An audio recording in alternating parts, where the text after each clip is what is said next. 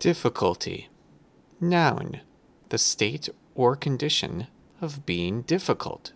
By now, there are quite a few videos explaining what Soul games are about, and many of them describe the appeal of Soulsborne games being difficult. So, what are we talking about when we say something is difficult? I have played Code Vein, Bloodborne, Dark Souls 1, Dark Souls 3, Elden Ring, and Dark Souls 2 in that order. What I have learned is my own subjective experience. Soulsborne games are made by Fromsoft, so they are in the same family of game design principles, use variations of the same software engine, and are often made by the same people. Code Vein is an example of Souls-like, non-From Software games that follow most of the same game design principles as full-fledged Soulsborne games. Lethality is a big part of what makes a Soulsborne game what it is. In most 21st century titles, damage tends to be more of an inconvenience instead of a serious problem, epitomized by red jelly on the edge of your HUD. In a Soulsborne game, at a starting level, you can easily be mobbed by lots of low-level enemies or swatted by a big enemy. Death means you drop accumulated XP on the ground that you have to recover after death. And if you die again before reclaiming them, you lose that XP permanently. Bosses range from massive monstrosities to divine beings. In order to succeed in Soulsborne games, you have some options. Spending your XP to level up makes you more sturdy and capable. Shoving materials into weapons makes you hit harder. Memorizing enemy attack patterns makes you more skilled at the game. Thinking ahead also makes you more skilled at the game. Relaxing makes you less likely to fail. If you like to master dodging, parrying, and hitting enemies over and over again for longer and longer periods of time, all Soulsborne games are playable without spending XP or improving weapons. You can do a level 1 run. It is entirely doable.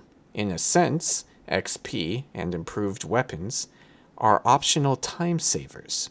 If you want to show off even more, you can ignore healing items.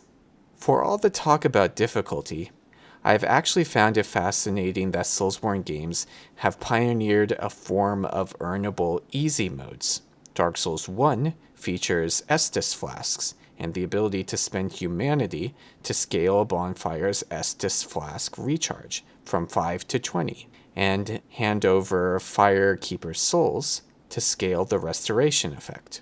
Dark Souls 2 replaced Firekeeper's souls with bone dust, which does the same thing, and made it so Estus flask shards upgrade your flask recharge up to 15. Dark Souls 3 renamed bone dust to bone shards, and Estus flask uses split with restoring HP or FP. Elden Ring renamed everything, but it's pretty much the same system as Dark Souls 3. Bloodborne gives you 20 vials of blood, and you have to use runes to improve your max vial count. Code Vein gives you regen vials, and you can make them more effective with regen extension factor. On top of this, shortcuts and bonfires, lanterns, grace, missile make it easier to traverse areas and return to them. Spend a humanity, human effigy, or ember to restore your ability to summon in the Dark Souls trilogy. Code Vein hands you constant NPC companions because it's an anime game about the magic of friendship. Elden Ring puts you up against gods, so you can not only summon, but also create and upgrade your own stand warriors. Bloodborne lets you spend insight, or psychological unwellness, to summon. In fact, the very act of researching Soulsborne games gives you the ability to mitigate the difficulty by anticipating what will happen and avoiding mistakes you would make going blind. Some community members are of the opinion that shared discovery is not only valid, but expected. Some bosses even come with gimmicks attached. Others are vulnerable to certain damage types. Learning parry timings can break enemy effectiveness if you have the time and inclination to master it. The amount of options to decide your difficulty in Soulsborne and Souls-like games makes the idea of difficulty, well, a difficult subject to form a perspective on. If one had to oversimplify, you win by obtaining in-game XP, knowledge of the game, and practical experience with the game. But even then, practical experience with one game often carries over across titles. I believe that difficulty in a Soulsborne game has a social expectation element. There is a well-known difference of opinion when it comes to the concept of dependency. For a faction of the Fromsoft fandom, there is a love of depraved runs, stacking not leveling with not summoning, not getting hit, not wearing armor, not upgrading weapons, etc. The more one refuses to take advantage of the game's resources and make use of dodge, rolling, and patience, the more honorable or impressive one is.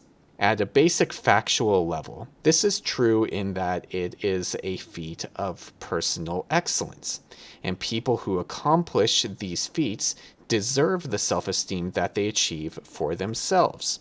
The trouble, in my opinion, and that of a number of others, is that this gets turned into a social expectation. Well, summon shaming is not prevalent in every online space. It happens enough to be, well, annoying. In Elden Ring, for example, the Mimic Tear, even after a few nerfs, is referred to as an easy mode with a specific derogatory tense. Yet unlike a pre-made location-locked NPC or a summonable player, you have to invest runes and resources to upgrade the Mimic Tier for continued effectiveness as the game progresses, as with all summonable ghosts. And if you drop summons altogether from any Soulsborne, all you need to compensate is more dodge rolls and or parries.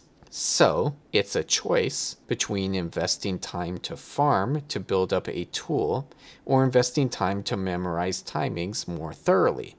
Either way, you're spending a prerequisite amount of time. They may not be equal amounts of time, yet either represents effort to learn the games, as in getting good. So, I would say that Soulsborne games have shown me that difficulty, as a concept, is what we make it out to be.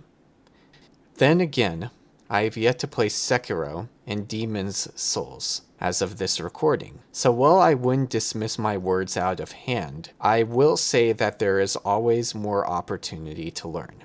And I think that's a big part of the appeal of Soulsborne games. They create great teaching moments. A big shout out to Wooly Versus, Pat Stares At, Peach Saliva, and Matt McMuscles for getting me so interested in Soulsborne games that I shelled out money for a PS4 to play Bloodborne after being a lifelong PC player. Another big shout out to the people who watched and helped me during my Elden Ring playthrough. And finally, thank you to everyone who sat through this video.